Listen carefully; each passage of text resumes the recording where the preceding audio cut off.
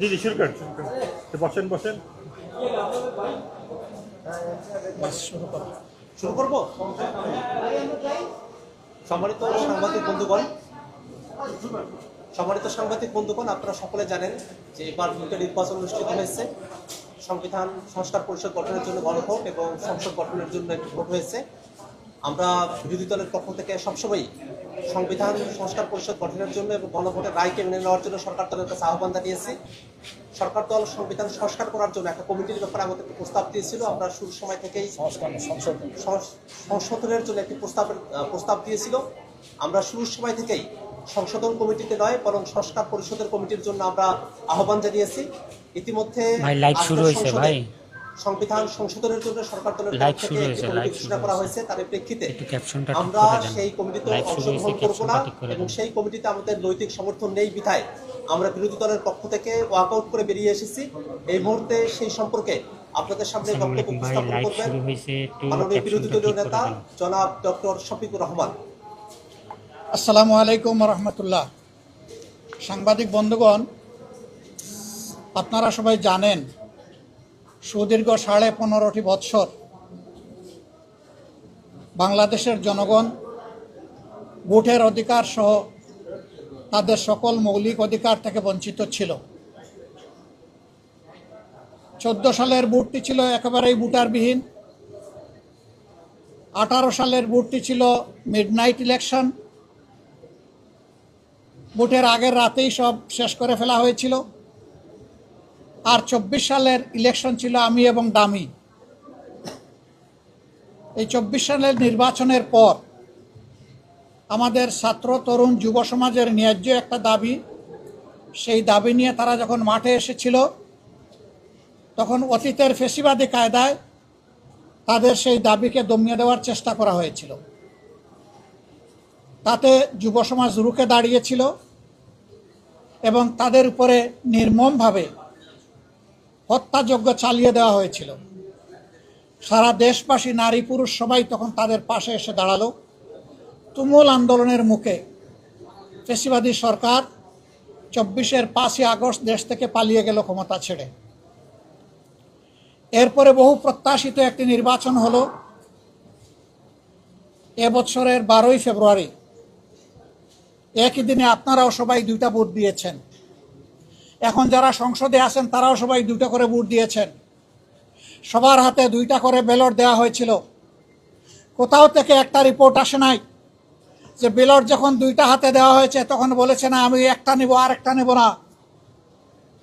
এখন যারা সরকারি দলে আছেন তারাও নিয়েছেন, আমরাও নিয়েছি, সাধারণ জনগণও নিয়েছে। সরকারি দলের নেতা মাননীয় প্রধানমন্ত্রী সংসদ নেতা তিনিও জনগণকে বলেছেন আপনারা গণভোটে হা বলুন। আমরাও জনগণকে বলেছি গণভোটে হা বলুন। তারা ওয়াদা দিয়েছেন জনগণকে গণভোটে হা বিজয়ী হলে আমরা জনগণের রায় বাস্তবায়ন করব। এই হায়ের দাবি অনুযায়ী 2টা শপথ নেওয়ার কথা, একটা সংসদ সদস্যের শপথ আর একটা সংস্কার পরিষদ সদস্যের শপথ। আমরা বিরোধী দলীয় 77 জন আমরা যারা ছিলাম সবাই আমরা 2টো শপথ নিয়েছি। কিন্তু সরকারি দল তারা এই শপথ একটা নিয়েছেন আর একটা নেন নাই। তারা শুধু সংসদ সদস্য হিসাবে শপথ নিয়েছেন। সেই বিষয়গুলো আগেই আমরা আপনাদের সামনে পরিষ্কার করেছি। জাতিকে দেওয়া ওয়াদা তারা এখন যুক্তি তুললেন যে সংবিধানের মধ্যে গণভোটের কোনো প্রভিশন নাই। সংবিধানের ভিতরে যদি গণভোটের প্রভিশন থেকে না থাকে তাইলে 26 সালেও কোনো নির্বাচন নাই। সংবিধানে তো 26 সালে নির্বাচন হওয়ার কথা না, সেটা 29 সালে গিয়ার কথা। এইটাও সংবিধানে ছিল না। জনগণের উইল হচ্ছে সুপ্রিম ল। জনগণ চেয়েছে, এই জন্য ফ্যাসিস্ট সরকারকে জনগণ বিদায় দিয়েছে, কোনো সংবিধানের আলোকে বিদায় নেয়নি। সেই সরকার বিদায় নেওয়ার পরে জনগণের অভিপ্রায়ে একটা সরকার গঠন হয়েছিল এবং সেই সরকারের জারি করা নির্দেশের আদেশের আলোকেই গণভোট এবং সংসদ নির্বাচন অনুষ্ঠিত হয়েছে। এখন গুস্ত হালাল আর জুল হারাম, একটা যদি হালাল হয় আরেকটা হারাম হয় কিভাবে? তারা এখনো বলছেন এটা সংবিধানে নাই, তাহলে সংবিধানে এই সরকারেরও প্রভিশন নাই। এখন যেটা গঠন হয়েছে সংবিধান অনুযায়ী এখন কোনো সরকারি দল নাই, পালায়ে গেছে। সংবিধান অনুযায়ী এখন কোনো বিরোধী দল নাই, সেটাও পালায়ে গেছে।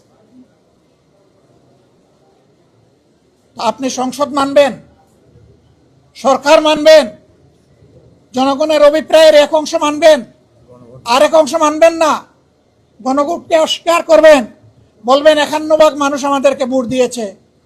তো 68.6% মানুষ যে গণভোটে হা বলেছে, 51% বড় না ওইটা বড়? এই 51% তো বাস্তবায়ন হয়েছে। আমাদের অনেক রিজার্ভেশন থাকা সত্ত্বেও আমরা মেনে নিয়েছি, শান্তি শৃঙ্খলার স্বার্থে, গণতান্ত্রিক ধারা ফিরে আসুক সেই স্বার্থে। তাহলে বেশিরভাগ জনগণের অভিপ্রায়কে আমরা অস্বীকার করব কিভাবে? আমরা জনগণের সাথে বিশ্বাসঘাতকতা করতে চাই না। জনগণকে আমরা কথা দিয়েছি, গণভোটের রায় বাস্তবায়নের জন্য সংসদের ভিতরে আমরা লড়ে যাচ্ছি, আপনারা দেখতে পাচ্ছেন। আমরা লড়ে যাব এবং একই সাথে জনগণকে সাথে নিয়ে রাজপথে আমরা লড়ে যাব ইনশাআল্লাহ।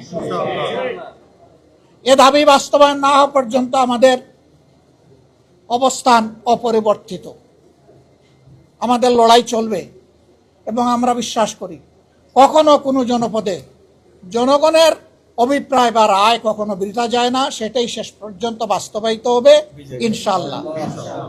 বিজয় হবে বিরোধী দলের নয়, বিজয় হবে 18 কোটি মানুষের। যারা গণভোটের পক্ষে অবস্থান নিয়েছে বিজয় হবে তাদের। আমরা আবারও বলছি, এই জনগণের সাথে আমরা বিশ্বাসঘাতকতা করতে পারবো না। আমাদের অবস্থানে আমরা অনড়, অটল, অপরিবর্তিত লড়াই আমাদের চলবে ইনশাআল্লাহ। দেশ সরকারি দলেরও নয়, বিরোধী দলেরও নয়, এই দেশ 18 কোটি মানুষের। সুতরাং 18 কোটি মানুষের রায়, স্বার্থ, অধিকার উপেক্ষিত হবে আর বিরোধী দল বসে বসে সংসদের ভিতরে সমর্থন দিবে, সে বিরোধী দল আমরা নই। ভালো কিছু হলে অবশ্যই সমর্থন দেব, কিন্তু জনস্বার্থ বিঘ্নিত হলে অবশ্যই তার বিরুদ্ধে আমরা রুখে দাঁড়াবো। আজকের এই ওয়াকআউট তারই অংশ।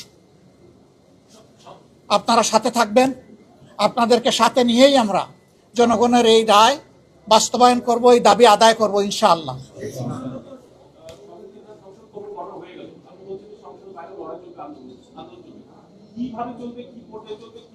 যেভাবে চলছে সেইভাবেই চলবে, যেভাবে এখন আপনারা আমাদের সাথে আছেন, জাতি আছে, ওইভাবে থাকবে।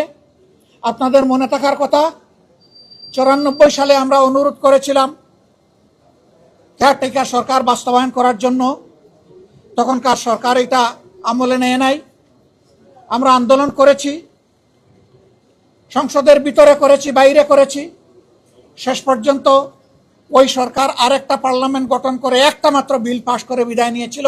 সেই বিলটা ছিল কেয়ারটেকার সরকারের বিল। আমরা চাই না 5 বছর পরে সরকার এটা করুক।